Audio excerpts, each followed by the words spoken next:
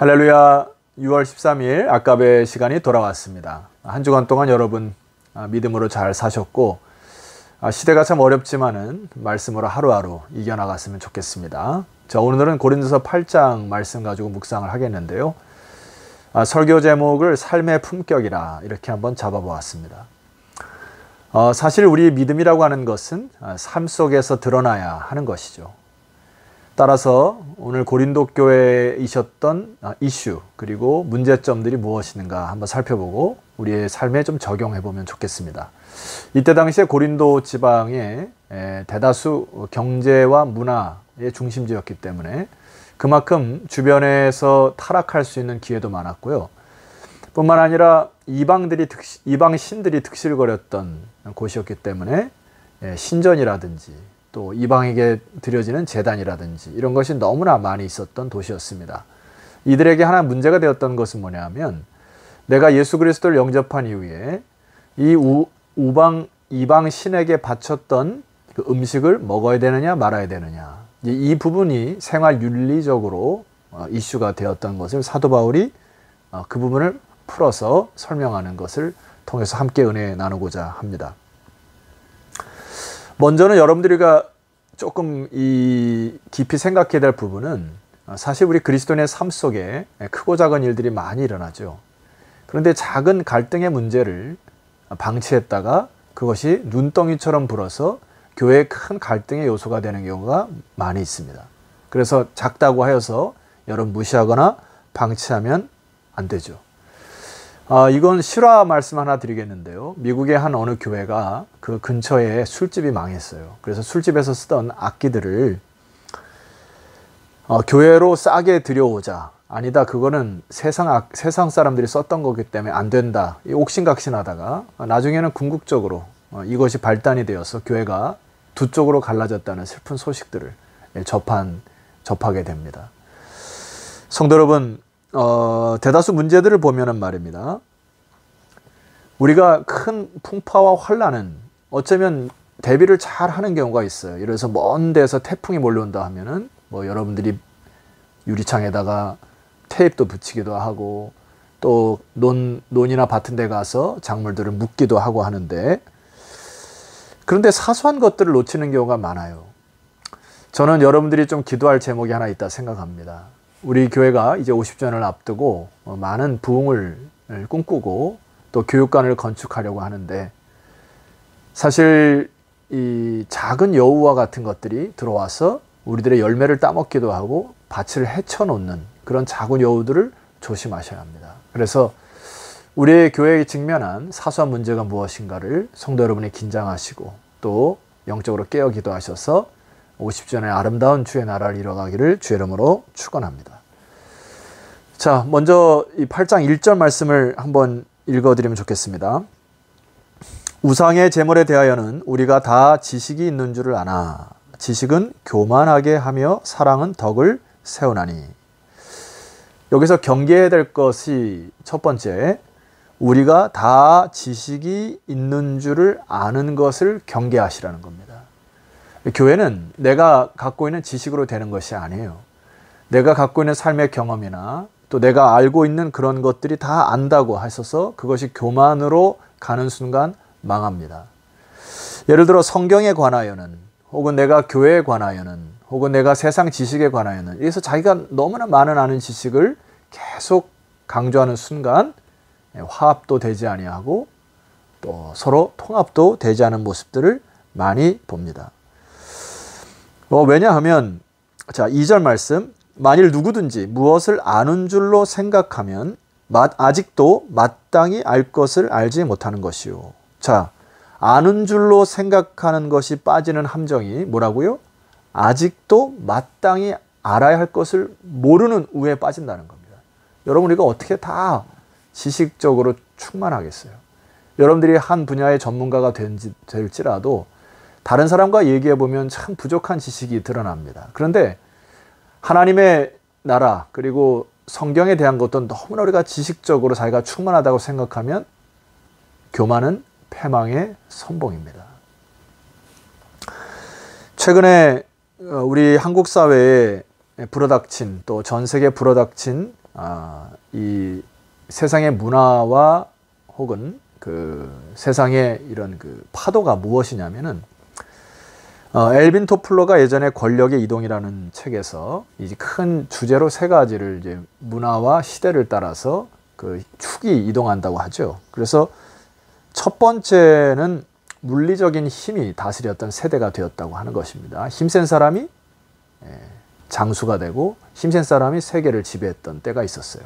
그 시대가 지나고 그 다음에는 경제적인 그리고 부의 상징, 이 돈을 많이 벌인 사람들이 그 돈을 가지고 세상을 다스렸던 때가 있습니다.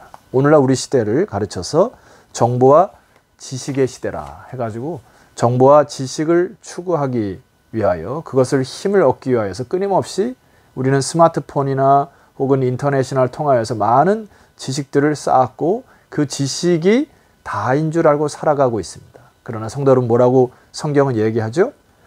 무엇을 아는 줄로 생각하면 아직도 마땅히 알지 못한다는 것을 기억하라. 세상에 지식을 쌓는다고 해서 지혜로운 것이 아님을 알 수 있습니다. 여러분이 아는 단편적인 지식이 교만을 낳을 수 있다는 사상에 유의하시면 좋겠어요. 성경은 오늘 뭐라고 얘기합니까? 오로지 사랑만이 덕을 세운다. 여러분, 지식이 덕을 세우는 게 아니에요. 사랑만이 덕을 세운다. 3절, 누구든지 하나님을 사랑하면 그 사람은 하나님도 알아주시느니라. 이 말씀 무슨 말씀입니까? 하나님의 사랑에 기초하지 않은 지식은 모래 위에 집을 짓는 것과 같이 우리가 끊임없이 주의 일을 할 때에도 지식에 의존하는 것에서 벗어나시기를 소망합니다. 모든 것은 사랑의 기반이 되어야 돼요. 우리가 교육관 건축을 할 때에도 지금 미리미리 준비하는 걸 때에도 서로가 서로 간에 인정하고 배려하여 사랑으로 끌어안는 여러분이 되었으면 좋겠습니다. 코로나 시대에도 어떻게 이것을 돌파할까라는 지식보다도 뭐라고요? 사랑입니다. 우리 사랑하는 자녀들을 어떻게 주님의 사랑으로 끌어안을까 하면 지혜가 생길 줄 믿습니다. 골로새서 3장 14절에도 말씀 보니까 이 모든 것 위에 사랑을 더하라. 이는 온전하게 매는 띠니라. 이 모든 것 위에 사랑으로 이 세상을 다스리는 것이 바로 우리의 삶의 품격이 되어야 될 줄 믿습니다. 자, 성도 여러분, 그렇다면 구체적으로 이 사도 바울이 우상의 제물에 대하여 어떻게 우리들에게 이 해결점을 주는지를 보면 좋겠습니다. 4절 말씀 보세요. 그러므로 우상의 제물을 먹는 일에 대하여는 우리가 우상은 세상에 아무것도 아니며 또한 하나님은 한 분밖에 없는 줄을 아노라. 우상이 사실 우상이 존재하지도 않고요. 그 다음에 그 먹는 문제를 가지고 너무 서로 갈등하고 다투는 것, 이것은 사실 아무것도 아닌 것이다. 이렇게 이제 결론을 내죠. 자, 그러나 7절 말씀으로 좀 넘어가 보십시다. 그러나 이 지식은 모든 사람에게 있는 것은 아니므로 어떤 이들은 지금까지 우상에 대한 습관이 있어 우상의 제물로 알고 먹는 거로 그들의 양심이 약하여지고 더러워졌습니다. 그러나 짧은 지식이 있고 아직 그 지식이 없는 사람이기 때문에 굉장히 조심해라, 이런 얘기죠. 그래서 이제 해결점을 9절에 이렇게 얘기를 합니다. 그런즉 너희의 자유가 믿음이 약한 자들에게 걸려 넘어지게 하는 것이 되지 않도록 조심하라. 뭐라고요? 이 9절 말씀을 놓치면 안 됩니다. 너희의 자유가 믿음이 연약한 자들에게 걸려 넘어지게 하는 것이 되지 않도록 굉장히 조심해야 한다. 사도 바울이 강조하는 것은 뭐죠? 너희의 개인의 자유를 극대화시키는 것을 조심해라. 여러분, 지금 우리 사회, 온통 이 사회가 말입니다. 바이러스를 함께 대체하자고 힘을 다해서 애쓰고 있습니다. 어떤 나라는 한 달 동안 말입니다. 모든 삶들을 셧다운 시켜서 통제를 해서 이 바이러스를 극복한 나라가 뉴질랜드입니다. 근데 여러분, 우리 사회를 보게 되니까 지금 이태원 발의 가장 큰 문제점이 뭐죠? 나라가 온통 서로 힘쓰고 애쓰자고 하는데 개인의 자유를 극대화시키는 거예요. 술을 마시고 춤을 추고 혹은 개인의 성적 타락으로 인해서 자기의 자유를 극대화시켜 이 바이러스의 감염을 통하여 주변 사람에게, 가족들에게, 이웃들에게 점점 연결고리로 끊임없이 7차, 8차까지 가는 이런 사태가 펼쳐졌습니다. 여러분, 우리는 경각심을 가져야 할 이유가 있습니다. 10절 지식 있는 내가 우상의 집에 앉아 먹는 것을 누구든지 보면 그 믿음이 약한 자들의 양심에 담력을 얻어 우상의 재물을 먹게 되지 않겠느냐. 개인의 자유를 극대화시키지 말라는 것입니다. 11절 그러면 내 지식으로 그 믿음이 약한 자가 멸망하나니 그는 그리스도께서 위하여 죽으신 형제라. 여러분 이 말씀을 꼭 기억하셨으면 좋겠고, 마지막으로 여러분과 좀 점검해야 될 것은 13절 말씀입니다. 그러므로 만일 음식이 내 형제를 실족하게 한다면 나는 영원히 고기를 먹지 아니하여 내 형제를 실족하지 않게 하리라.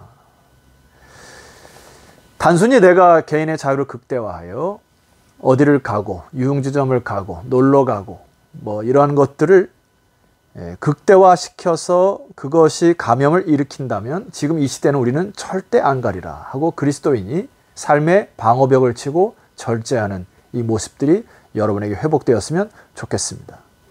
내 형제가 실족하게 된다면, 한 형제라도 여러분의 언어와 행동으로 실족하게 된다면 오늘 사도 바울의 고백이 회복되기를 소원합니다. 나는 영원히 고기를 먹지 아니할 것이다. 우상에 바쳐진 그것이 아무런 이슈가 되지 않는다고 할지라도 다른 연약한 자가 나의 모습을 보고 넘어질 수 있으므로 나는 우상에 바친 그 음식을 절대로 먹지 않겠다. 이게 사도 바울의 결단입니다. 고린도후서 7장 1절을 읽어드리고 기도할까 합니다. 그런즉 사랑하는 자들아 이 약속을 가진 우리는 하나님을 두려워하는 가운데에서 거룩함을 온전히 이루어 육과 영의 온갖 더러운 것에서 자신을 깨끗하게 하자. 성도 여러분, 우리는 세상을 두려워하는 사람들이 아니고 하나님을 두려워하는 사람들임을 아시죠? 그래서 거룩함을 온전히 이루어서 육과 영의 온갖 더러운 것에서, 여러분 이번 코로나로 인하여 우리의 영성이 더러운 것을 빨리 제거하고 거룩하고 깨끗한 모습으로 나가 하나님 앞에 전심으로 찬양하고 우리의 삶으로 하나님께 예배드리는 놀라운 축복의 시간들이 되시기를 주의 이름으로 축원합니다. 기도드립시다. 하나님 아버지, 우리를 예수 그리스도의 보혈의 피값으로 값주고 사셔서 하나님의 자녀로 인쳐주시니 감사합니다. 이젠 우리의 삶 속에 예수를 믿는 자들로서의 삶의 품격이 회복되게 하옵소서. 개인의 자유를 극대화시키는 것들을 절제케 하시고 혹여 나로 인하여 연약한 자가 실족하여 넘어질 때 내가 좋아하고 즐겼던 것들을 끊을 수 있는 믿음의 결단이 이번 한 주간 동안 일어나게 하옵소서. 예수 그리스도의 이름으로 기도드렸습니다. 아멘. 내일 거룩한 주일 다시 찾아뵙도록 하겠습니다. 내일 뵙겠습니다.